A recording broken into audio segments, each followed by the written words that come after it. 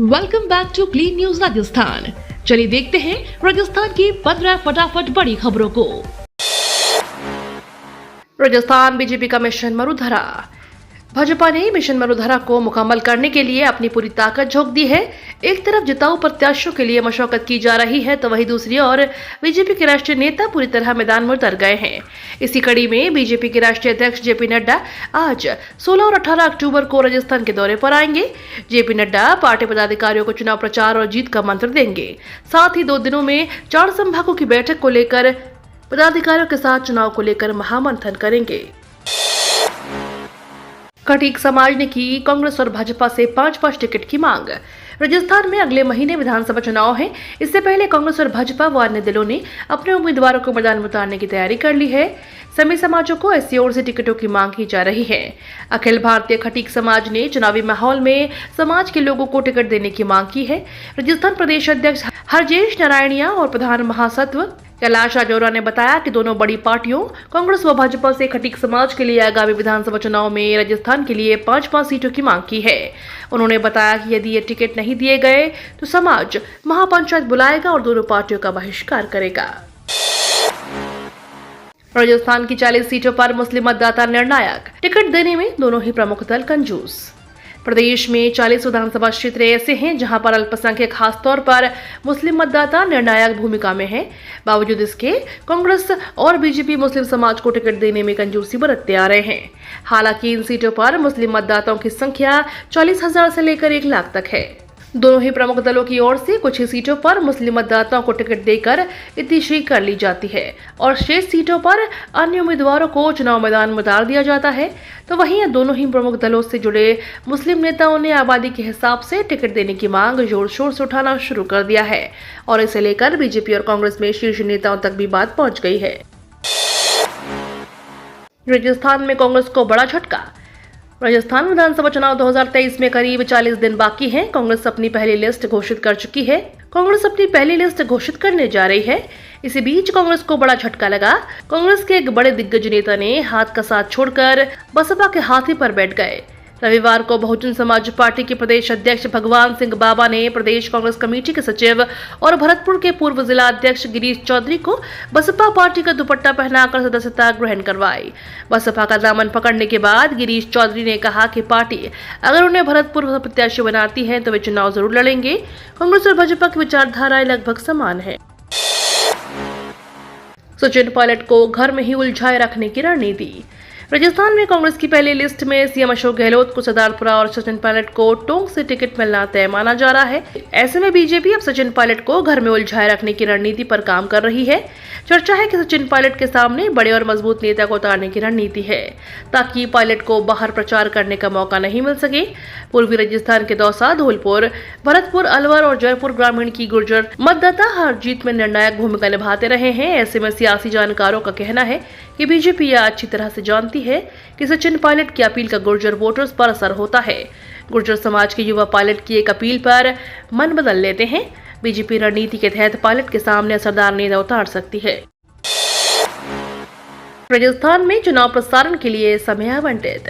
राजनीतिक दलों को चुनाव प्रसारण के लिए समय तय किया। भारत निर्वाचन आयोग द्वारा राजस्थान के राजनीतिक दलों को रीजनल दूरदर्शन और ऑल इंडिया रेडियो चुनाव प्रसारण के लिए समय आवंटित किया है। सबसे ज्यादा कांग्रेस को 189 मिनट का आवंटन हुआ है, जबकि दूसरे नंबर पर मुख्य विपक्षी पार्टी बीजेपी है। आपको 46 मिनट आवंटन हुआ है। 5-5 मिनट का 9 बार और 1 बार 1 मिनट का आपका प्रसारण कर सकती है। बसपा को 60 मिनट का आवंटन हुआ है। 5-5 मिनट का 12 बार बसपा कर सकती है प्रसारण।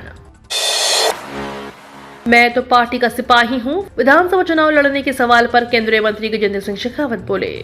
राजस्थान विधानसभा चुनाव लड़ने के सवाल पर केंद्रीय मंत्री गजेंद्र सिंह शेखावत ने कहा कि न तो मेरी कोई इच्छा है, न कोई मेरी आकांक्षा है, न कोई मेरी महत्वाकांक्षा। मैं तो पार्टी का सिपाही हूँ। पार्टी मुझे कहेगी कि आपको चुनाव लड़ना है तो मैं चुनाव लड़ूंगा। पार्टी मुझे कहेगी कि आने वाला सांसदीय का चुनाव लड़ना है तो वह लड़ूंगा।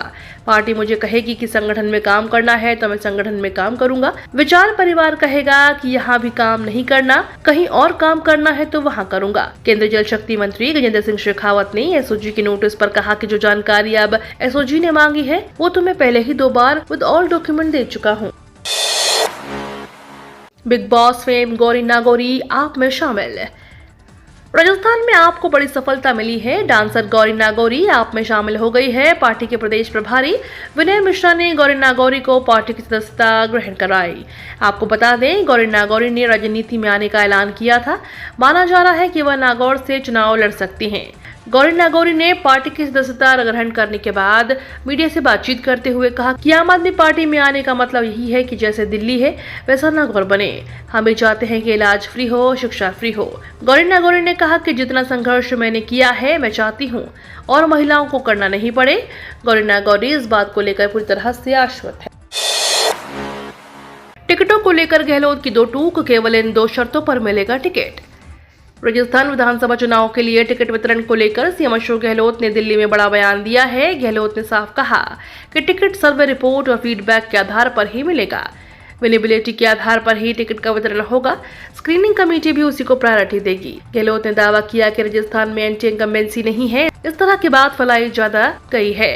राजस्थान में सरकार के खिलाफ कोई लहर नहीं है। कांग्रेस ने 95 सीटों पर उम्मीदवार किए तय। 17 विधायकों के टिकट काटना तय। दिल्ली में राजस्थान को लेकर हुई कांग्रेस स्क्रीनिंग कमेटी की बैठक में चेयरमैन गौरव गोगोई की अध्यक्षता में चली 5 घंटे मैराथन बैठक। स्क्रीनिंग कमेटी की पहली बैठक में 95 सीटों पर फैसला हुआ है। सभी 200 सीटों पर 1-to-1 चर्चा की गई, लेकिन अंतिम समय तक 120 सीटों पर मंथन हो पाया। 200 में से 95 सीटों को लेकर पूर्ण कवायद हो चुकी है। बैठक में प्रभारियों की रिपोर्ट और ऑब्जर्वर की रिपोर्ट का सर्वे में आए नामों को लेकर मिलान किया गया। प्रभारियों और ऑब्जर्वर की रिपोर्ट में करीब 59 पूर्णतः सिंगल नाम का हुआ। मिलान बैठक में सभी नेताओं के लिए गए सुझाव के बाद 6 और सीटों पर सिंगल नाम पर सहमत हुए। जल्द जारी हो सकती है कांग्रेस की पहली सूची। राजस्थान विधानसभा चुनाव से जुड़ी कांग्रेस पार्टी की बड़ी खबर सामने आ रही है। पार्टी सूत्रों के मुताबिक स्क्रीनिंग कमेटी की बैठक में करीब 60 प्रत्याशियों के नाम फाइनल कर दिए गए हैं। अब इस सूची को पार्टी की सीईसी को सौंपे जाएंगे। 18 अक्टूबर को सीईसी की बैठक होगी। उनमें नामों पर अंतिम मुहर लगाई जाएगी। बताया जा रहा है कि इससे पहले 17 अक्टूबर को एक बार फिर से स्क्रीनिंग कमेटी की बैठक भी प्रस्तावित है। पार्टी सूत्रों के अनुसार कांग्रेस इस बार अपने 2 दर्जन विधायकों के टिकट काट सकती है। ऐसे में उन हालात से कैसे निपटा जाए, जिसकी भी पार्टी रणनीति बनाने में जुटी है।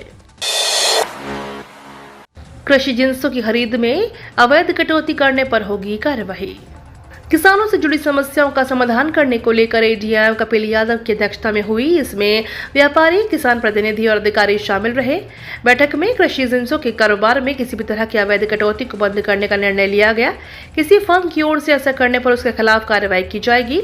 इसके साथ ही सभी मिल मालिकों को कांटों से संबंधित डिस्प्ले बोर्ड बाहर ही लगाना होगा। नीलामी का निश्चित समय निर्धारित किया जाएगा ताकि किसानों को फसल बेचने में किसी तरह की दिक्कत का सामना नहीं करना पड़े।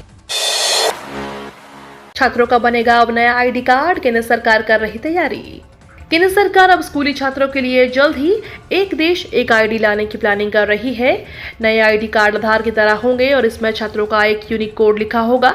हालांकि इसके लिए छात्रों के माता पिता की सहमति जरूरी है और सरकार इसका इंतजार कर रही है। नए आईडी कार्ड नई शिक्षा नीति का हिस्सा है। इसे 2020 में इंट्रोड्यूस किया गया था। केंद्रीय शिक्षा मंत्रालय ने प्री प्राइमरी से लेकर हायर एजुकेशन तक के प्रत्येक छात्र के लिए 1 नेशन 1 स्टूडेंट आईडी कार्ड बनाने की घोषणा है। बासमती चावल के एफओबी मूल्य की समीक्षा पर विचार कर रही है केंद्र सरकार। उपभोक्ता मामलों और खाद्य एवं सार्वजनिक वितरण मंत्रालय APEDA द्वारा बासमती चावल के लिए पंजीकरण सह आवंटन प्रमाण पत्र जारी करने के लिए फ्री ऑन बोर्ड मूल्य की समीक्षा पर विचार कर रहा है। FOB मूल्य पर निर्णय होने तक 1200 USD MT की वर्तमान व्यवस्था को लागू कर दिया जाएगा। सरकार ने चावल की घरेलू कीमतों पर अंकुश लगाने और घरेलू उपभोक्ताओं के लिए पर्याप्त उपलब्धता सुनिश्चित करने के लिए हाल के दिनों में कई कदम उठाए हैं। राजस्थान चुनाव में कांग्रेस का नहर प्रोजेक्ट पर फोकस। राजस्थान समेत 5 राज्यों के चुनाव की तारीखों का ऐलान किया जा चुका है। राजस्थान में 25 नवंबर को मतदान की तारीख तय की गई है। चुनावी तारीखों के ऐलान के बाद राजस्थान की दोनों ही प्रमुख पार्टियों ने अपनी कमर कस ली है। राज्य में कांग्रेस अपने चुनाव प्रचार का अभियान की शुरुआत पूर्वी राजस्थान के 12 जिले से करेगी। पूर्वी राजस्थान में 13 जिलों की 83 विधानसभा सीटें आती हैं। इस इलाके में पूर्वी राजस्थान नहर परियोजना एक बड़ा मुद्दा बनती जा रही है। कांग्रेस इस मुद्दे को भुनाने में जुट गई है। ये तो थी राजस्थान की बड़ी खबरें। रोजाना सबसे पहले अपडेट पाने के लिए क्लीन न्यूज राजस्थान को अभी सब्सक्राइब करें।